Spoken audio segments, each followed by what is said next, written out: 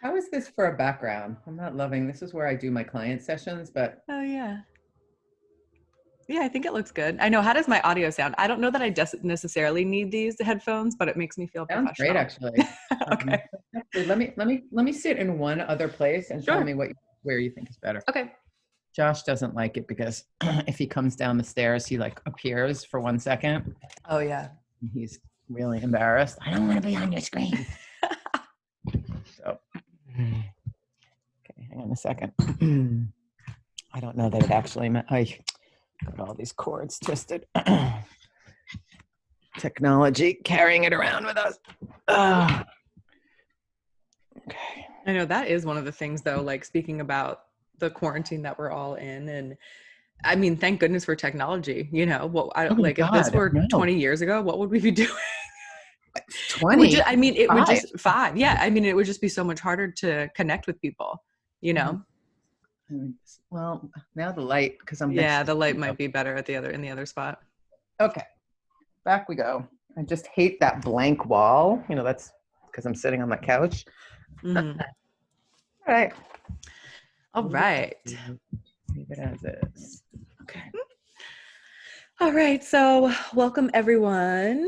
As you know, I am Alexandra and this is the Alexandra Show. And today we have Devorah Steinberg on. And I'm going to explain a little bit about how we first met. And then, Devorah, I'm going to ask you to kind of introduce yourself and tell us about you.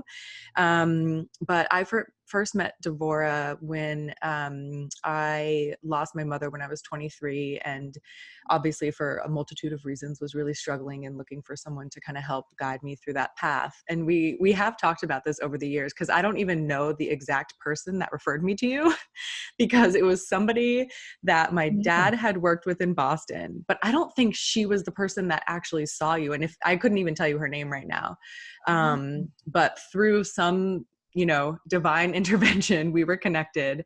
And one of the things that I loved about Devorah was that in our first meeting, she said that one of the most important things about therapy is that we have a connection. And, you were very forward about saying, if I'm not the right person for you, that's okay. I have a network. But we did immediately click. And, I've had a relationship through the years that I'm so grateful for. We'll dive a little bit more into that. So, I always say that you're kind of my like mental health and wellness guru, but why don't you tell everyone a little bit about your history, what your real credentials are? Because I don't think a guru is is necessarily what your degrees are in. Although I do have happiness guru on my business card. Oh yeah, maybe Yeah. that's all right. There you have it. Because I think that's really what we're all intending to get to, and Mm-hmm. figuring out how to get there is not an easy task. Though we think we should just be born and have it, and it's a process. So I was trained. I'm a mental health professional, I'm a licensed psychotherapist. I was trained as a clinical social worker. So I have a master's in social work and a license as a clinical social worker. And a lot of people don't actually know that social workers are therapists, but we are. Yeah. And when I've always been interested in the mind, body, spirit intervention. So for me, when I got the master's in social work, that wasn't enough. I needed to do a whole variety of trainings. And, in the 30 years since I graduated from graduate school, I've continued to add to my toolbox. I always say to my clients, when I learn more things and do more trainings, I benefit, my clients benefit, and we just keep expanding. So I like to sit with an entire, every aspect of a person, their emotions, their body, their spirit, their energy, their thoughts, and enter in any one of those realms to discover where challenges are or where gifts and resources are. So, I always say in my office, although right now we're not in my office, but in my office or through Zoom right now, we could just as easily be doing yoga postures, a hypnotherapy session, doing Reiki energy healing, and a whole variety of other kinds of things to get to that place where, peace and contentment and purpose is the end result. And, it's a parallel process for me. I love personal growth journey for myself, and love going on that journey with clients and with you. Yeah, I know. I love that. And I think, that's probably it. That probably is one of the reasons that I connected so much with you immediately, because I do think that in all aspects of my life, whether it's, medicine, I'm always a big believer in the union of Eastern and Western medicine. I think that there is a lot of value in both. And Mhm. so the fact that you are able to bring, both kind of like the clinical side to things, but also the more spiritual side, Yes. in my humble opinion, I think that it's the perfect blend and marriage to, to treat, Mhm. to treat and help all your people. And one of the things too that we've talked about over the years, because I mean, I'm like, what year is it? How many years have I known you? 13 years now? Yeah, Something I like think. that. Yeah. Which is crazy. And I think that one of the beautiful things is that our relationship has ebbed and flowed over the Yes. years, in regards to like the frequency in which that I've Yes. seen you. And so initially, of course, after the trauma of losing my mother, I mean, I was seeing you like once a week. And then, as I was able to kind of get a handle on, some of those things, then it was like every other week. And then, I've gone through periods where it was maybe once a month or every couple months we would have a check-in. And I do think that I'm such a huge advocate for, and whatever framework you want to call it, but I do think that mental health should have the same thing as like your primary care doctor. So if you I do have agree. someone in your life where, it's not just you see them when things are bad, but it's almost you're doing that, annual or, however often it fits in your life, check in when things are also good. So you have that baseline. And I think that's so important. So I don't know if you can speak to that a little bit, if you kind of like to Yeah, I maintain mean, that. it is my greatest wish that people would see non-stigma non-stigma oriented approach to mental health. That it's just as a client years ago said, I've got a plumber I call when needed. Mm-hmm. I've got a car mechanic I call when needed, and Mm-hmm. we do these tune-ups, and if people could see it as just a healthy, necessary part of their life, just if there's problems and challenges or really rough times, like you said, more frequently. But how wonderful, whether it be, once a season or twice a year or even just once a year, to say, let me just kind of step out of my life and say, Mm-hmm. how are things going? Sorry if you hear the sheltering at home. You could probably hear my son. Yeah, no, that's okay. But It's sheltering at home together. We got voices. absolutely. Uh, No, it's all good. But I do think too, and this wasn't exactly the path I wanted to go, but I'm going to get back to the original questions that I had kind of framed. But I just think it is important to touch on, because I think it was really valuable, because at that time in my life when I first met you, I was really resistant. I was having panic attacks, like very paralyzing panic attacks, where I was having to leave work. I mean, the first time I had a panic attack, I thought I was having a heart attack, because I had never had one before, and that's what it felt like. But I was really resistant to taking medication. I don't know why. It's because probably I had this stigma in my head, and I remember one of the most valuable things that we worked on is you were like, it's okay. Like, it doesn't mean this is permanent. And that was something that I continued to see you, and you kind of like saw me through taking the medication and then also coming off of it. And then at that time, finding other tools that I was able to sustain myself, through health and nutrition, and my workouts and everything, that I was able to kind of go down that path, because that's what I needed at that time. And you were like, and that's okay, because I had in my head that it wasn't okay. right. Um, Right. and so I think there's so much value in that. So thank you. And Right. It's like people see themselves a certain way. Like, I'm not a person who would take psychotropic medication. mhm, I'm not that disturbed. I don't need a psychiatrist, or whatever beliefs people have. And, what I say is, we have Western, Eastern, mind body tools, pharmaceutical tools. We've got so many things available. Let's mhm. use what's going to help. Right. Absolutely. It's going to Yeah. help. And I Let's think, use it. yeah, and I think that like for me it was almost probably a combination of that, but also like I didn't want to be like stuck on that for the rest of my life. Like I didn't want to use it as a crutch, but being able to work with you and navigate that, it was like a band-aid for the time being, because it was necessary, but then Yes. being able to navigate other ways was just, beyond helpful. Yeah. So, Devorah, you can correct me if I'm wrong, but I think that as I've observed and also referred a lot of people to you, Oh, yes. I said, friends, family, clients, like, well, not family, but, because the rules, but, Right.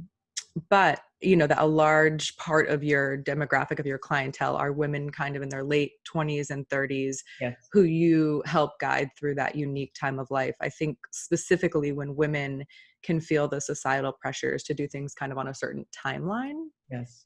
And so I'm curious, I have two questions. One, how do you think you were drawn to that particular path? And then two, if you can kind of discuss any advice to our listeners who might be experiencing that exact situation right now. Yes. I think all of us, are passionate about what we're passionate about, because there's something that hooks us in our own soul. And, I've always been an independent spirit, always done things in my own way, on my own timeline. I wouldn't say that I'm completely defiant or a rebel, but in my own quiet, good girl way, I am. I have never done anything the way that anybody expected. I'm extremely different from everybody in my family, and I've always wanted to carve my own path. So it's been my passion to help others do the same. And the name of my business is The Wise Woman Path. And I chose that name for a reason, because I am looking to help, and I do serve men as well, but most of my clients are women. I do like to help my clients find their own wisdom. I don't believe in dogma of any kind.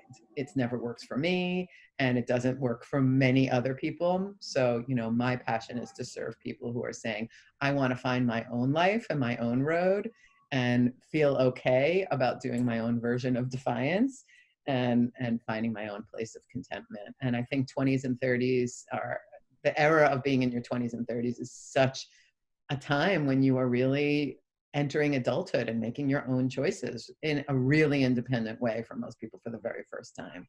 And it's really scary. I mean, I remember, I'm in my mid 50s now, but I remember graduating from college and saying, what now? Like, the entire world, every single option is my possibility. And it was really overwhelming. I mean, it can be very exciting, but very overwhelming, and what should I do now? There was no should. High school led to college, and, college is okay, choose your career and get a job. But that wasn't very clear to me right away. And what do you do personally? It's every choice in the world is open to you. Yeah. And I think too, adding to that, when you're watching, like, okay, some friends are going down this path, like getting married and having kids right away. Some friends are going down this path. And so you're watching all this stuff kind of go on around you and wondering, like, is that what I should be doing? Is that what I have to be doing? And, now in the age of like Instagram and social media and stuff, like, magnify that times a million of seeing all these like highlight reel perfect lives of what you think you should or should not be doing. And, how do you juggle that and make sense of that? And two things briefly. One is that, from a client perspective, one of the things that I genuinely value so much about you, Devorah, specifically, and can say that I have honestly learned from it and been able to incorporate it into my life, is how non-judgmental you are.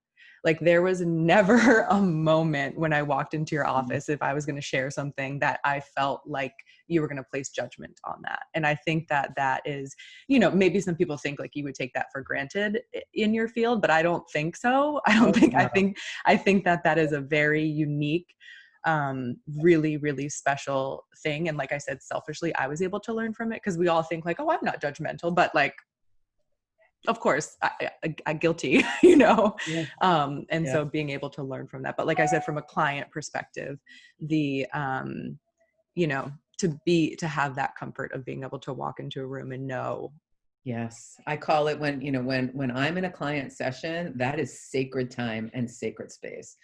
And the shoulds, I wish that I had coined the phrase, you're shoulding all over yourself. I don't know where it came from, but I love it. And, it's exactly what I want to encourage my clients not to do to themselves. And it is, my sort of moral code and compass, as a person in the world, and particularly with my clients, to not take on any shoulds about them, about anything anybody chooses. I'm asking you to honor yourself.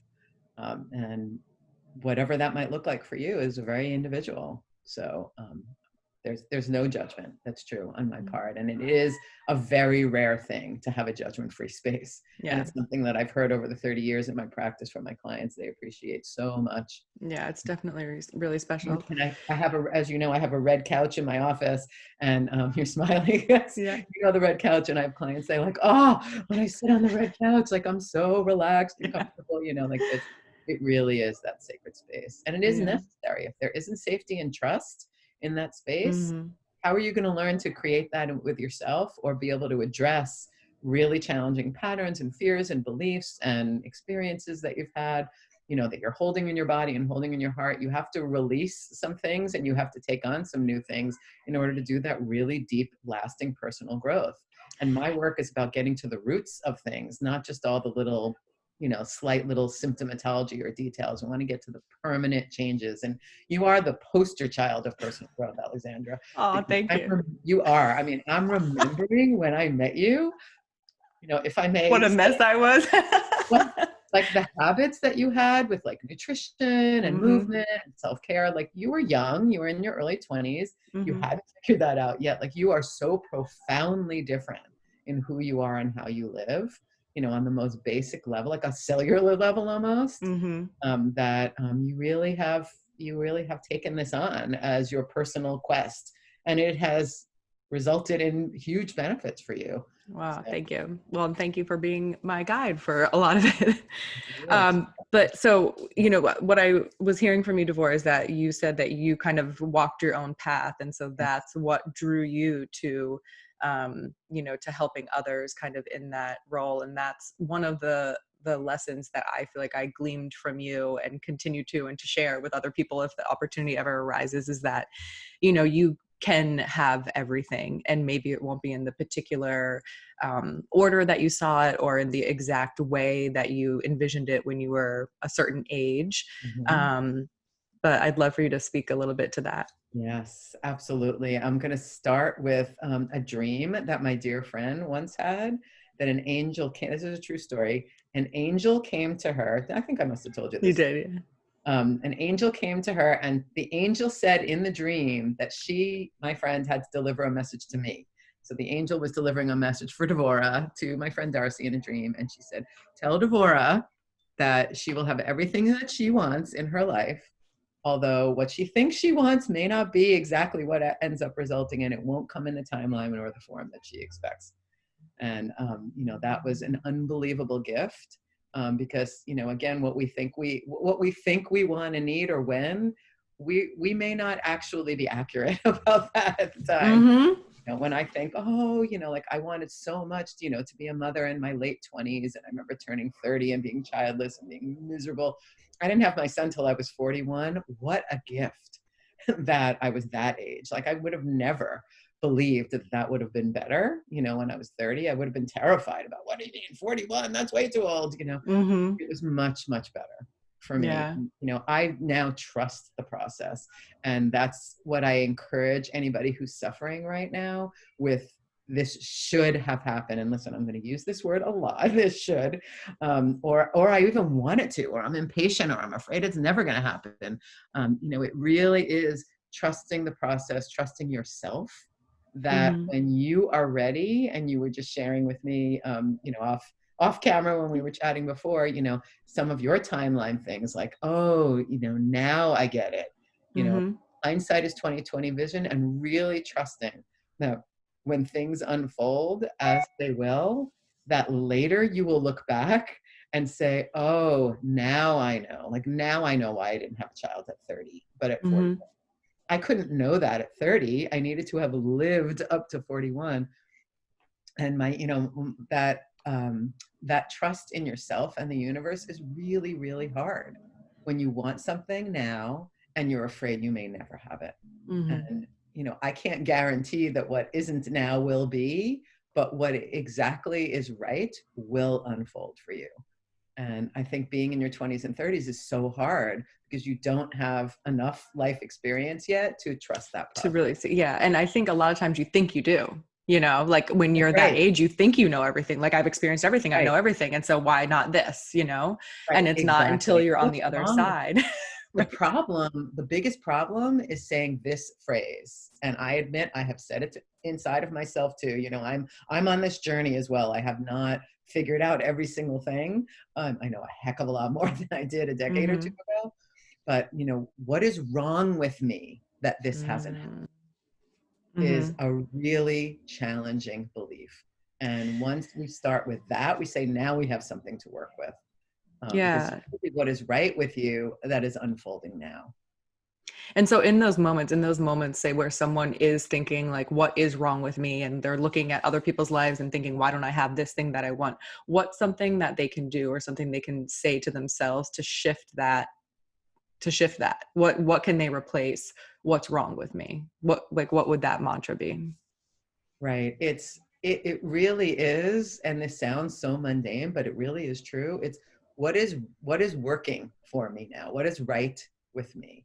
And it's even what is also right is being with the longing, being with the, I'm going to do what it takes to make this happen. I appreciate myself that I'm wanting this. I appreciate myself that I'm letting myself feel that I'm afraid, so it is a full expansive allowing of all parts of yourself. And, it's disconnecting, this has to happen to make me feel okay. I now have an opportunity to work on feeling okay, even without that. Because people often, and for women, it's when I have a partner, I have the validation, that is, or sometimes if you want to be a mom, that can be, those are the two biggest ones for women. And I think there's some career and financial as well, but in over 30 years of practice, I would say it's almost always, and you're shaking your head too, because that's where the validation is going to come. And we both know from our life history, when you're looking for that relationship to give you the validation, you're going down a really dangerous path, right? Yeah. I think there was, just as you were talking, I was like, there was a distinct moment in my life, and it was, I will say it was broad reaching, like it was, health, wellness, like, exercising, nutrition, like everything. So not just around relationships, but kind of all avenues of my life, where I truly shifted doing things for myself. Yes, I remember that moment. And it was, and I always thought I was, but there was a distinct moment where something in my brain, from all our work and from like everything, where the gears just went clink, and I feel like everything changed from that moment forward. Yes, I can remember a specific conversation you and I had. I absolutely, where you were making choices to take wheat and dairy out of your diet, and you felt physically and emotionally better than you ever had in your life. Your skin cleared up, your mood and energy was better, and you went, oh my God, I mean, I actually can heal myself with choices. Yeah, it was like I had been living in a fog, and it was clouding like all of my decision making. Yes. Or something, I mean. And it's a moment of empowerment. Oh, I just thought of something else, that when someone says, what's wrong with me, another thing that you can say to yourself is, I don't know what learning or surprises are yet to come. Like, let's not be so limited about, these one or two things that you want is all that's possible. In the absence of that, there's space for other surprising things. Like, for example, what we're talking about with you. I mean, would you have ever now given up that time and space for that personal growth, as far as your health and wellness choices? If you had been like, just to be completely honest, planning a wedding or nursing a baby right then, I don't know that you would have really gone down that wellness path, right? Like, yeah, no way. Of the thing you thought you wanted, you were doing other much more, in the long run of your life, important investment in your lifelong health growth that you then could take into other things in your life. And it's such a gift. No, absolutely. And I do think, I mean, it's so broad reaching, but, and everyone always says, like, you can't ever appreciate the light without the dark, like if I had just always been a certain way and never had those times in my life where I was, just to use that as an example, but like the bad nutrition, the drinking, like all that stuff that I was using as a crutch, like I would never appreciate how good I feel now, because I wouldn't have anything to compare it to. Yes. you know? Um, Sorry, I just lost my train of, oh, that's what I was going to say. The action, because I do think that there's, and I, throughout life, there's a fine balance in, believing and being open to things that are to come, but also taking action. Yes. Yes, Because you that's can't right. have one without the other. That is right. And I'm glad that you said that, because in the absence, as I was saying, in the absence of at this moment having what you want or think you want or what you think is right for you, you have other opportunities, but you do want to be taking action Mm-hmm. about, what is available to you right now. And, because I take such a mind, body, spirit approach to healing and improving self, I'm always inviting someone to say, the simple gift of a question, how are you doing with your spirituality, is a question that people very rarely get asked. And not everybody is on a powerful spiritual path, so I don't espouse that one needs to be, but Mm-hmm. folks who come to me are because they Mm-hmm. find me for a reason. And they say, what an amazing gift to ask that question. And what actions can I take to connect more deeply with my spirituality. It doesn't necessarily mean religion, it doesn't necessarily mean yoga or meditation. It's, what does it mean for you? And finding those rituals and those actions to connect you with the divine, with something bigger than yourself, with your life purpose, so that you're not just caught up in the mundane, can be really, really expansive and improve the quality of your life. And saying, how are you doing with your body? And looking Mm-hmm. at sleep, water intake, nutrition, movement, moving your body, all things that you do, so knee jerk now. Mm-hmm. But the late night pizzas, that were an ongoing thing for you, Yeah. a decade plus ago.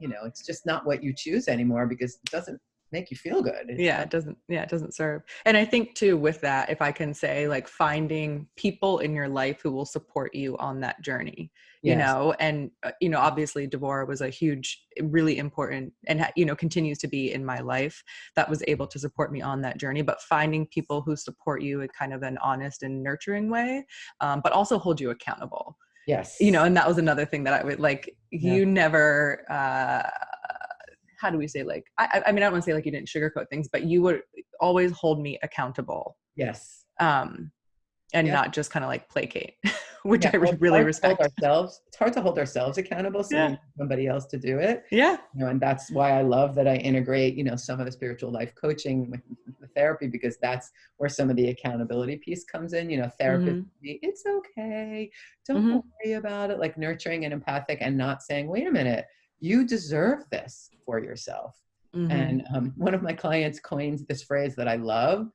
And she said, Devorah, you hold my hand while you kick my butt. Yeah.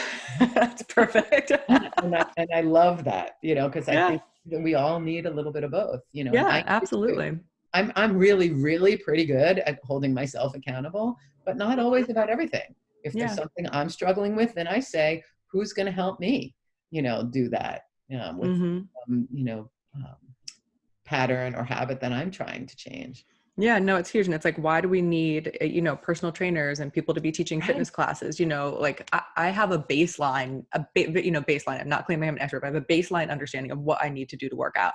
But I still need, I need someone to tell me, and hold me accountable. And it's the same thing with you. And, in the mental health arena, it's like, you may know what, you should be kind of general, broadly speaking, doing, but if you don't have someone giving you those real tools and Yeah. holding you accountable, I think you can't expect to make too much progress. Yeah. So, And we all have to find those benchmarks, that are very unique for you. mm-hmm. How do you know you are doing well? How do you know that you are getting there, wherever the there is that you're trying to get to? And I think all of us are very absorbed in our lives at the moment. Mm-hmm. So to be able to look at, where am I in the trajectory of where I was and where I want to be, is something very hard to observe in ourselves. I am absolutely amazed by how powerful it is for me to say to my client, do you remember that you didn't always, exercise as regularly as you did now? Like, do you Mm-hmm. remember that? And I'm like, no. Mm-hmm. I can't remember an older version of myself. I can't quite see how I have changed. It's hard to be objective, I think, is what you're Oh saying. no, absolutely. I was laughing with my friend the other day because I was looking back at pictures of myself and I was like, I don't remember looking like this. Yeah. Like, I literally looked in the mirror and I saw someone else. Yes. Like, that's not what I thought I looked like. And Yes. that is a really weird feeling, Yeah. and it's the same thing for, to say like, this is who you are now. It's not who you were before, and you always talk about the Oh, the spiral. spiral. About the spiral? Mm-hmm. Yeah, the spiral is the symbol of growth and change. And I've always loved spirals. Even when I was a kid, when I would doodle with spirals way before I knew that that was what that was. And, clients will say, oh my God, this again? Like I'm still struggling with this issue, about, with insecurity with friendships, or the same thing where I regress, when I get back with my family of origin or whatever it is. And I say, well, wait a minute. You may be hitting this challenge again, but let's look at it on the image of the spiral, where you're actually on another rung, or however you would call it, another layer of that spiral. We have our challenging things that are going to come up again and again and again, but it's not necessarily coming up in the same way, or the same frequency, or with the same severity, or affecting us in the same way. Mm-hmm. Or the And tools that you have to deal with it have to changed deal with even. it. So you move through it more quickly. We build resilience, we build Mm-hmm. awareness, we build abilities that, again, we don't have that objective sense of ourselves, but knowing that you are moving to another sort of layer on that spiral and saying like, oh, okay, this came up again, I'm binge eating, during the pandemic or whatever it is, and saying, okay, let's look at this. Let's see how we're doing with it. It's coming up in a different way, in a different timeline. We're in a very different situation right now. You have to include, all the variables that are happening and extenuating circumstances as we're living in right now. We have to be compassionate for ourselves, to ourselves, and for ourselves. For, okay, extenuating circumstances are going to lead to challenging situations, or Mm-hmm. difficulties with coping. And being really, really compassionate and accepting with oneself is a tool that in Western culture, we have no place that we ever learn that, ever. Mm-hmm. Yeah, I Most of think my that's, clients have never considered being compassionate for themselves until they're working with me. yeah, I think that's hugely valuable. Yes. So another thing, as we discussed a little bit, I lost my mother suddenly, and you were the first person I think that said traumatically. Yeah. She was diagnosed with ovarian cancer, and then 3 weeks later she was dead. And so in my head, it was like, she wasn't killed in a car crash or something, which I would associate, as a layperson, like car crash is a traumatic event. Mm-hmm. Um, and so that was something that I think you were the first person that ever said, like, no, Alexander, like that is a traumatic event. It was such, it was so fast and it was so unexpected. She was healthy and young and, a picture on the outside of health, and it was completely unexpected. Um, and so, over the years, I have, spent a tremendous amount of time, obviously with you, and also on my own, navigating the path of trauma and grief, and kind of, Mm-hmm. um, you know, reflecting on how it has impacted me. And I feel so lucky and grateful that my family, my dad and my sister are so amazing. And we have, a really close relationship, but it doesn't, change the fact that that was a huge loss for all of us. Yes. Um, and it was at some point in my life, I feel like I realized that I feel like on some level subconsciously, I was perhaps delaying certain Yeah. things in my life because I knew she wouldn't be there with me to celebrate. And so I think, subconsciously, like I was doing things to not let those parts of my life grow forward. So like, while I was progressing in my career, perhaps in my personal life, I was not progressing. Um, and so I just thought if there was any kind of that's my kind of like layman's perspective, but I don't know if you could shine on any perspective for people who have gone through something like that, or, kind of subconsciously are delaying things, maybe not because of a traumatic loss, but it could be because of a different trauma in their life. Yeah. I think it's so individual why people have the path that they have. But to take some of the examples that you just gave, I think that's and revealing how unconscious beliefs, or ones that are just below consciousness, can really be controlling a lot of what we allow or don't allow in our lives. And it can be, I always say, what was the choice or the decision you made about yourself or life when that trauma happened? And, the hypnotherapy is great for this because we can go back to that event in a way that feels very real. We can recreate it so you dive back into it as if it's happening now in a way that you can't really do when you're in your conscious mind. So you get into that trance state and you can go back to that moment and say, okay, when that happened, your mother died suddenly. She was an incredibly important and powerful person and relationship for you. And, what does that mean? Good things don't happen, whatever the belief is that you say, bad things happen to me, or I don't deserve good things, or life is pain, or life is loss, or whatever it is that you have chosen or decided. Again, it's an unconscious belief that sort of becomes the bedrock that you carry with you forward. And then you can imagine, how will that play out if at 23 years old you say, life is pain? And I'm not saying you decided this, I'm just giving it as an example. Well, and I think, if I could And just jump in briefly and then I'll let you finish. But for me, it took me a long time to realize what my belief set was. But I finally realized I, on some level, believed if everything in your life is good, something really shitty is going to happen to you. There you go. Beautiful. That was my belief. Example. And so it was like, okay, well, my career is really good, but like this other part of my life's a mess. So that means I'm safe. Oh, that's great. That was my belief. Well, I don't want to open up to too much good because I'm waiting for the other shoe to drop. That's a very, very typical one.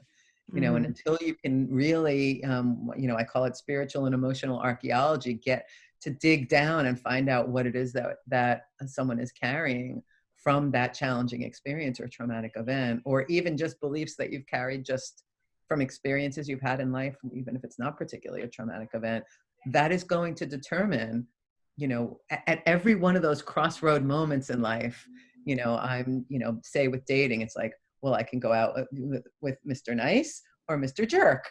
And you say, why do I keep choosing the jerks? And you say, I'm a really good person. Why am I in these relationships that are so crappy over and over again? We can sort of trace it back to some of, that vow or that decision or belief. It's going to lead you to make the choices that you make.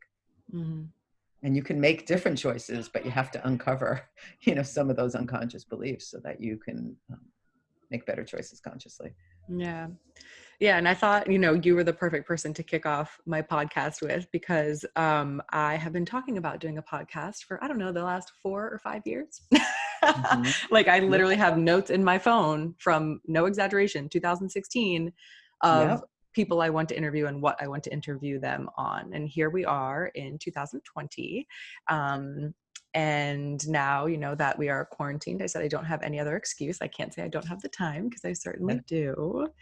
But, we kind of were just talking a lot about it a little bit in regards to kind of delaying things because of the subconscious level. But is there any light that you can shine on human nature and why we do kind of put off certain things? And, how sometimes I think, in addition to that, how sometimes a message can really resonate from one person, where you may hear the message from someone else, like the same exact message from 2 different people, and one falls flat.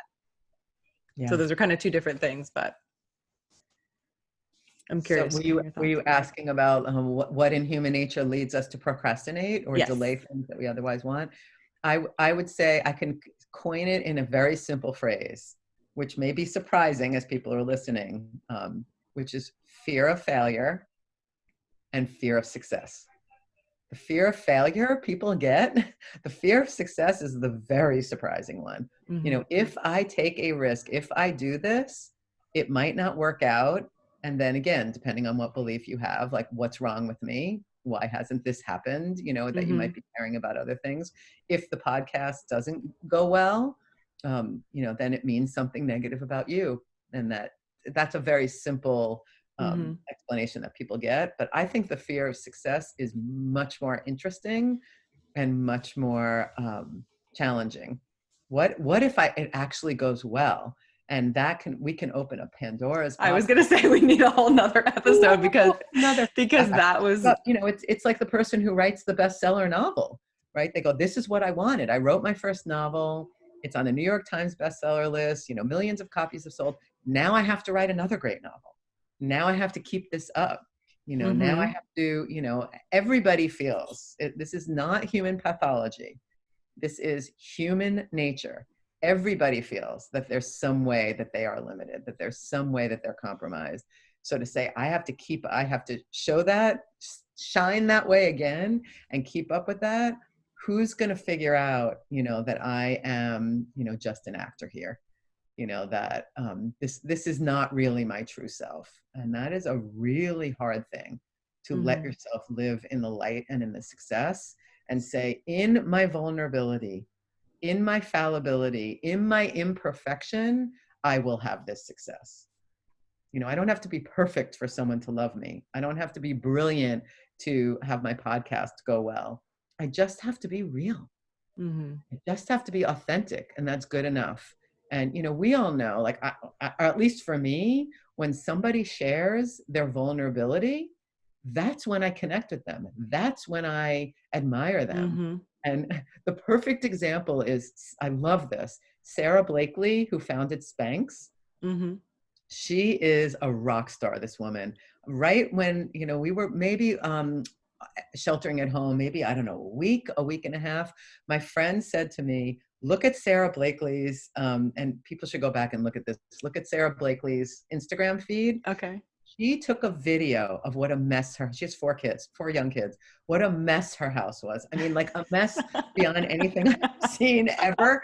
And she just, like, took the video through, and she's like, in case you were wondering, everything's just fine, is what she was saying as she was scanning over, like, broken dish on the floor and oranges rolling and dirty underwear. I mean, it was awesome. That's awesome. Yeah. That is part of the success. Like, here's this woman, this woman who's wealthy and famous and successful. She founded Spanx, for God's sakes, Her house is a pigsty, Right. Like, me, that is what we don't allow ourselves to do, which is why I respected her so much when I saw this. And it's also so reassuring, right? To say, if Sarah Blakely's house is a pigsty, it's okay that mine is too. Because everybody with kids, when you first went sheltering, or even now, house, right. That's okay.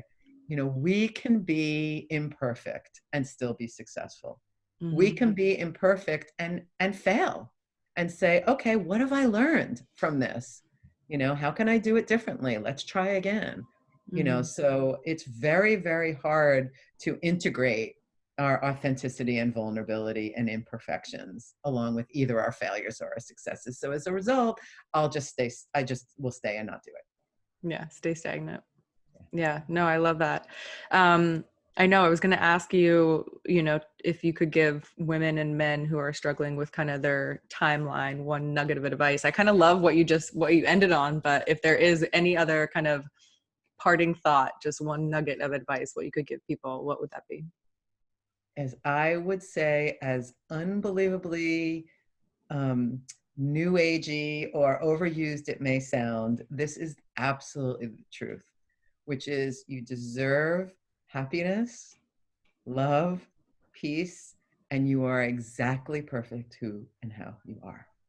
That your infallibility, your fallibility, your strengths, your weaknesses, it makes you the unique fingerprint soul person you are. And you can continue to improve, you can continue to grow, but ultimately at your core, you are okay right now. And I think that starts with that self-compassion, and then allowing yourself to take those risks, like we were just talking about, are hard to take. Yes. As far as we know, this body's the only one we got. Right. We'll find out later if there's some other option. Right now, this is it. This is the life. This is the body. This is the opportunity. So, if you're afraid, that's okay. Have somebody sit beside you and hold your hand. If you're excited and you're ready to go, then go and soar and fly. But exactly where you are in that journey, from feeling like you are completely stuck and in anxiety or panic, like, if that's okay, if that's where you are. And if you are like finally, like, look how satisfying it is for you that after 4 years, you're launching your podcast now. You're in that place of success, having done it. Like, you've manifested that dream right now. Yeah. And, to the point of what we were talking about before, like, maybe 4 years ago wouldn't have been the right time for me. That's right. Right.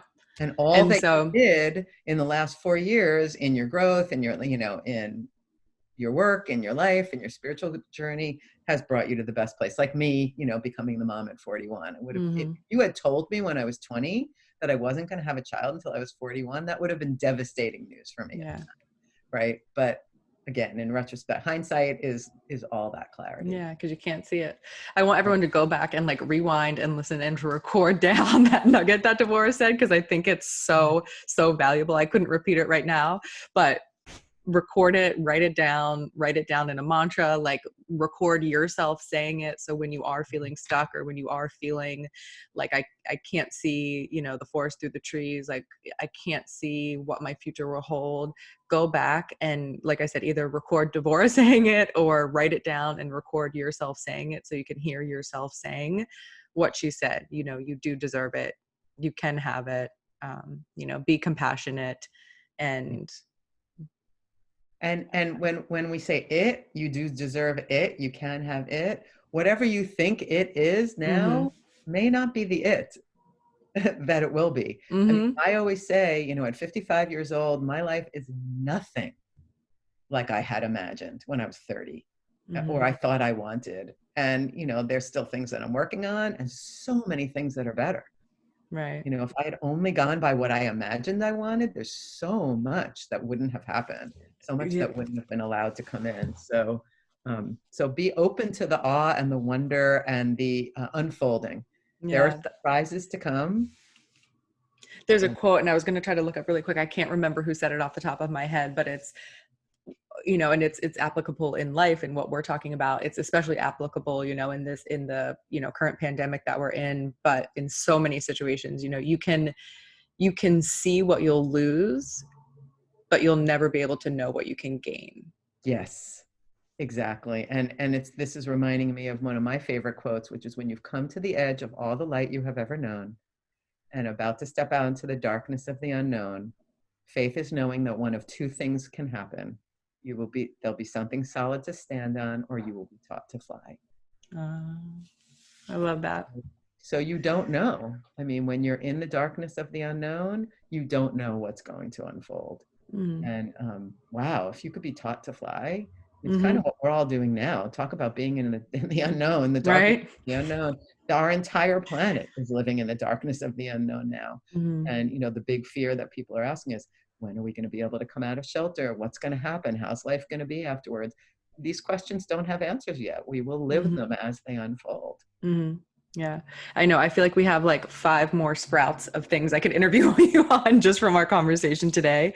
But, like I said, I know that you are my guru and you have so much to offer people.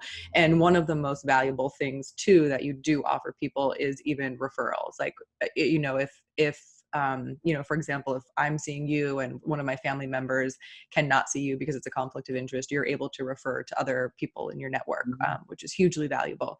But that being said, like I said, you have such a wide array of services that you're able to offer people. So where can people find you? What's the best way for them to get in touch with you? I think the easiest way is to go to thewisewomanpath.com.